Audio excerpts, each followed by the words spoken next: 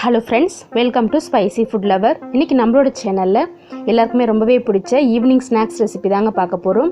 Bread Manchurian நம்ம ரெஸ்டாரண்ட்டில் ஹோட்டல்ஸ்லலாம் கிடைக்கும். அதே டேஸ்ட்டில் நம்ம வீட்லேயே ரொம்பவே சுவையாக ஹெல்த்தியாக எப்படி செய்யலான்றதை இந்த வீடியோவில் பார்க்கலாம் ஃப்ரெண்ட்ஸ். வாங்க ரொம்ப டேஸ்டியான பிரெட் மஞ்சூரியன் எப்படி செய்யலான்னு பார்க்கலாம். இன்றைக்கி பிரெட் மஞ்சூரியன் செய்கிறதுக்கு ஒரு பேக்கெட் மில்க் பிரெட் எடுத்துருக்கேங்க. எங்கள் ஊரில் கிருஷ்ணா பேக்கரியில் கிடைக்கும். ரொம்பவே டேஸ்ட் சூப்பராக இருக்கும் இந்த பிரெட்டு. ஒரு பேக்கெட் எடுத்துருக்கேங்க. மில்க் பிரெட் தான் எடுத்திருக்கேன். இந்த பிரெட் ஸ்லைசஸை பார்த்திங்கன்னா நம்ம ஒரு மிக்ஸி ஜாரில் பொடிச்சு எடுத்துக்க போகிறோம். பிரெட் கிரம்பிள்ஸாக இது போல் பிச்சு போட்டுக்கலாம். ஒரு பேக்கெட்டை ரெண்டாக பிரித்து அரைக்க போகிறோங்க. பாதி பிரெட் துண்டுகளை பிச்சு போட்டு நல்லா நைஸாக அரைச்சி எடுத்தாச்சு பாருங்கள். நம்மளுக்கு பிரெட் கிரம்பிள்ஸ் ரெடி ஆகிடுச்சு. ஒரு அகலமான பவுலில் சேர்த்துக்கோங்க. மீதி இருக்கிற பிரெட் துண்டுகளையும் நம்ம இது போல் மிக்ஸி ஜாரில் சேர்த்து பவுடர் பண்ணி எடுத்தாச்சு பாருங்கள். இதுவும் ரெடி ஆகிடுச்சு. ஒரே முழு பாக்கெட்டுமே இது போல் அரைச்சி எடுத்தாச்சுங்க. மிக்ஸி ஜார் ஈரலாமல் பார்த்துக்கோங்க. அடுத்ததாக பொடியாக நறுக்கின முட்டைக்கோஸ் ஒரு கப் சேர்த்துக்கலாம். அடுத்ததாக துருவின கேரட் பார்த்திங்கன்னா ஒரு கப் அளவு எடுத்துருக்கேங்க. 2 கேரட்டையும் சேர்த்துக்கலாம். அடுத்து பொடியாக நறுக்கின ஒரு கேப்சிகம் சேர்த்துக்கலாம். சேர்த்துட்டு இது கூடவே உப்பு நம்ம சேர்த்துக்க போகிறோங்க. உப்பு பார்த்திங்கன்னா ஒரு 3/4 ஸ்பூன் அளவுக்கு சேர்த்துக்கலாம். உப்பு சேர்த்துட்டு இஞ்சி பூண்டு பேஸ்ட்டு பார்த்திங்கன்னா 1 ஸ்பூன் அளவு இது கூடவே சேர்த்துக்கலாம். சேர்த்துட்டு அடுத்ததாக பார்த்திங்கன்னா ரெட் சில்லி பவுடர் 1 ஸ்பூன் அளவு சேர்த்துக்கலாம். என் குட்டி பையன் எடுத்து போட்டுட்ருக்கான். அடுத்ததாக பெப்பர் பவுடர் 1/2 ஸ்பூன் அளவு சேர்த்துக்கலாம். சேர்த்துட்டு சோயா சாஸ் பார்த்திங்கன்னா 1 ஸ்பூன் அளவு இது கூடவே சேர்த்துக்கலாம். சாஸ் சேர்த்ததுக்கப்புறம் கொஞ்சமாக கொத்தமல்லி தழை சேர்த்துக்கலாம். அடுத்ததாக சோள மாவு பார்த்திங்கன்னா 3 ஸ்பூன் அளவு எடுத்துருக்குங்க. 3 ஸ்பூன் சோள மாவு சேர்த்துட்டு ஃபர்ஸ்ட் நம்ம தண்ணி எதுவும் சேர்க்காம நல்லா இதை மிக்ஸ் பண்ணி எடுத்துக்கலாம். ஏன்னா கோஸு கேரட்டில் உள்ள தண்ணிலாம் இறங்கணும். அதுக்கப்புறம் நம்ம தேவைப்பட்டால் கொஞ்சம் போல் தண்ணி சேர்த்து மிக்ஸ் பண்ணிக்கலாம். இப்போ தண்ணி சேர்க்காமலே நம்மளுக்கு இந்த அளவு வந்திருக்கு. இது போல் பிசைஞ்சு விட்டுட்டு அதுக்கப்புறமா நம்மளுக்கு கொஞ்சமாக லைட்டாக தண்ணி தெளித்து விட்டுக்கோங்க. தண்ணி அதிகமாக இருக்கக்கூடாது. லைட்டாக தெளிச்சுட்டு நல்லா மிக்ஸ் பண்ணி உருண்டையாக உருட்டி எடுத்துக்கலாம். பாருங்கள், நம்மளுடைய மாவு பேட்டர் ரெடி ஆகிடுச்சு. இப்போது இதுலேருந்து இந்த பிரெட்டை வந்து ஷேப்ஸ்க்கு நம்மளுக்கு பிடிச்ச ஷேப்க்கு உருண்டையாகவும் க்யூப்ஸாகவும் நம்ம ரெடி பண்ணி எடுத்துக்கலாம். பாருங்கள், நம்ம ரெடி பண்ண பேட்டர் வந்துட்டு கொஞ்சம் போல் எடுத்துக்கலாம். ஒரு நெல்லிக்காய் சைஸ் எடுத்துகிட்டு இது போல் க்யூப்ஸாக நம்ம ரெடி பண்ணி எடுத்துக்கலாம். இந்த மாதிரி எல்லா மாவையுமே நம்ம க்யூப்ஸாக ரெடி பண்ணி வச்சுக்கலாம். அடுத்ததாக பொரிக்கிறதுக்கு பார்த்திங்கன்னா ஒரு ஸ்டவ் ஆன் பண்ணிவிட்டு அகலமான பேன் வச்சுக்கலாம். ஒரு 150 கிராம் அளவுக்கு எண்ணெய் சேர்த்துட்டு நம்ம ரெடி பண்ண க்யூப்ஸ் எல்லாத்தையுமே இதில் சேர்த்துக்கலாம். ஒரு 7லேருந்து 8 சேர்த்துட்டு மிதமான தீயில் பொரிச்சு எடுத்துக்க போகிறோங்க. மெதுவாக ஒன்று ஒன்றா சேர்த்துக்கலாம். கொஞ்சம் கேப் விட்டு சேருங்க. அப்போ தான் நம்மளுக்கு திருப்பி போடுறதுக்கு ஈஸியாக இருக்கும். ஒரு 10 போல் இதில் சேர்த்துட்டு மீடியம் ஃப்ளேமில் ஒரு 2 நிமிஷம் நல்லா வேகட்டுங்க. அடுப்பை குறைச்சி வச்சுருங்க. சேர்த்ததுக்கப்புறம் பாருங்கள், நல்லா பொரிச்சு வரும்போது சூப்பரான வாசனையாக இருக்கும். நல்லா வெந்துருச்சு பாருங்கள். மெதுவாக இது போல் திருப்பி விட்டுக்கலாம். கொஞ்சம் பெரிய கரண்டி எடுத்திங்கன்னா கஷ்டமாக இருக்குங்க. அதனால் நீங்கள் பார்த்தீங்கன்னா சின்னதாக ஒரு ஃபோக் ஸ்பூன் இல்லைன்னா நார்மல் ஸ்பூன் எடுத்துக்கோங்க.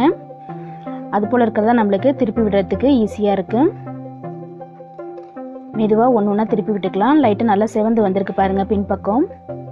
அது மாதிரி கொதிக்கிறதும் பார்த்திங்கன்னா நல்லா அடங்கி வந்திருக்கு பாருங்கள். இந்த ஸ்டேஜில் மெதுவாக நம்ம எல்லாத்தையுமே திருப்பி விட்டுக்கலாம். பொரிச்சு எடுக்கும்போதே பார்த்திங்கன்னா நல்ல ஒரு சூப்பரான வாசனை வருதுங்க. டேஸ்ட் ரொம்பவே சூப்பராக இருந்துச்சு. கண்டிப்பாக எல்லாருமே ட்ரை பண்ணுங்கள். இது போல் திருப்பி விட்டுட்டு அடுத்ததான் ஒரு 1லேருந்து 2 நிமிஷம் வேகட்டுங்க. நல்லா சிவந்து வரணும். இப்போது வெந்துடுச்சு. நம்ம மெதுவாக எடுத்துக்கலாம். எண்ணெய் வடிச்சிட்டு இது எல்லாத்தையுமே எடுத்து வச்சுக்கலாம். அடுப்பை குறைச்சிட்டு எல்லா போண்டாஸையுமே நம்ம எடுத்து எட்ட வச்சுக்கலாம். அடுத்ததாக பார்த்திங்கன்னா நெக்ஸ்ட் பேட்ச் மீதி இருக்கிற மாவில் இதே மாதிரி க்யூப்ஸாக ரெடி பண்ணி அதையும் நம்ம பொரிச்சு எடுத்துக்கலாம். மெதுவாக எண்ணெயில் சேர்த்துக்கோங்க. இன்றைக்கி நான் எடுத்துருக்கிற ப்ரெட்டோட அளவுக்கு பார்த்திங்கன்னா எனக்கு 2 பேட்ச் செய்கிறதுக்கு அளவு வந்திருக்குங்க. நீங்கள் கொஞ்சம் கம்மியாகவும் எடுத்துக்கலாம், இல்லைன்னா இதை விட எக்ஸ்ட்ராவும் சேர்த்துக்கலாம்.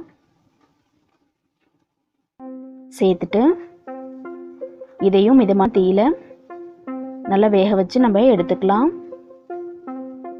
இது போல் சின்ன ஸ்பூன் வச்சுட்டு திருப்பி விடுங்க, கொஞ்சம் ஈஸியாக இருக்கும். எல்லாத்தையுமே திருப்பி விட்டுட்டு இதையும் நம்ம வேக வச்சு எடுத்துக்கலாங்க. நல்லா வெந்துருச்சு பாருங்கள், கலர் நல்லா மாறிடுச்சு. இப்போது இதையும் நம்ம எடுத்து வச்சுட்டு அடுத்து நம்ம சாஸ் ரெடி பண்ணிக்கலாம். மஞ்சூரியனுக்கு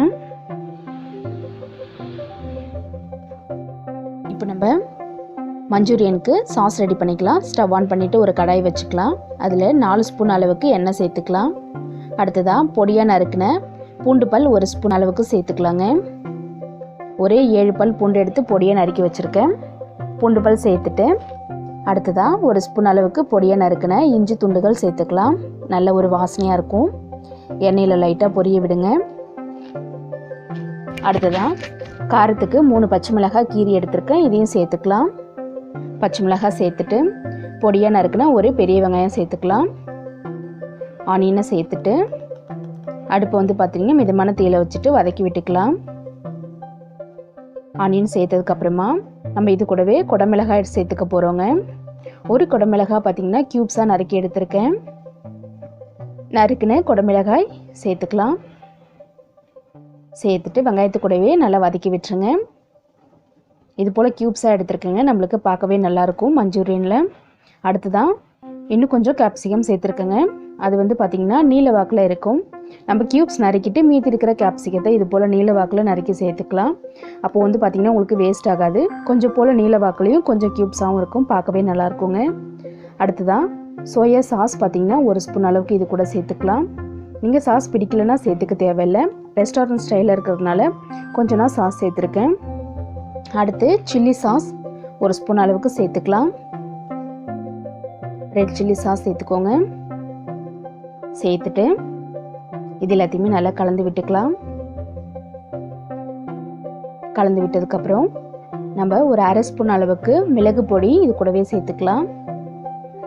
பெப்பர் சேர்த்துட்டு அடுத்து ஒரு 1/2 லெமன் பழம் இது கூட பிழிஞ்சு விட்டுக்கலாங்க. லெமனோட சாறு மட்டும் சேர்த்துக்கலாம். இது எல்லாத்தையுமே இப்போ நம்ம நல்லா கலந்து விட்டுக்கலாம். நம்மளுக்கு நல்ல ஒரு புளிப்பாகவும் டேஸ்ட்டு சூப்பராக இருக்கும். வினிகரும் சேர்த்துக்கலாங்க இது கூட. இப்போ நம்ம உப்பு சேர்த்துக்கலாம். 1/2 ஸ்பூன் அளவுக்கு உப்பு சேர்த்துட்டு அடுத்ததான் 2 தக்காளி பழத்தை பார்த்திங்கன்னா நல்லா நைஸாக அரைச்சி எடுத்துருக்கேங்க. இந்த விழுதை இது கூட சேர்த்துக்கலாம். நீங்கள் தக்காளி விழுதுக்கு பதிலாக டொமேட்டோ கெச்சப்பும் சேர்த்துக்கலாங்க.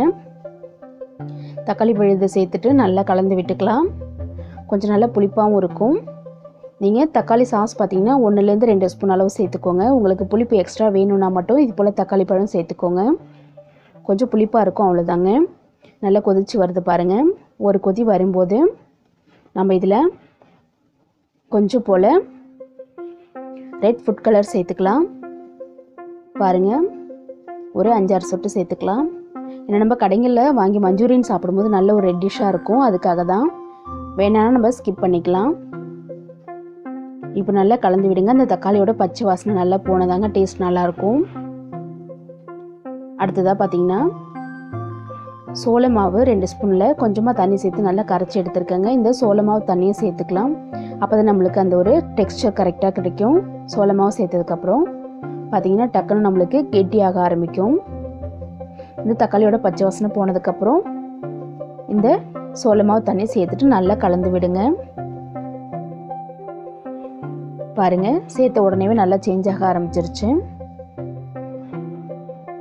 இது போல் ஆனதுக்கப்புறமா நம்ம ஸ்டவ்வை குறைச்சி வச்சுட்டு நம்ம ரெடி பண்ண இந்த மஞ்சூரியன் பிரெட் துண்டுகளை இதில் நம்ம சேர்த்துக்க போகிறோங்க. பொரிச்சு எடுத்த பிரெட் துண்டுகளை பாருங்கள். நம்மளுடைய பிரெட் துண்டுகளை எல்லாத்தையுமே இந்த சாஸில் சேர்த்துக்கலாம். சேர்த்துட்டு இதில் ஊறி வரும்போது தான் டேஸ்ட் நல்லா சூப்பராக இருக்குங்க. நல்லா கலந்து விடுங்க. பார்க்கவே எவ்வளோ சூப்பராக வந்திருக்கு பாருங்கள். நல்லா மிக்ஸ் பண்ணிவிட்டு நம்ம அடுப்புலேயே வச்சுருக்கலாம். உங்களுக்கு இது போல் கொஞ்சம் சாஸாக சாப்பிட்ணும் அப்படின்னா ஒரு 2 நிமிஷத்தில் உடனே எடுத்துடலாங்க.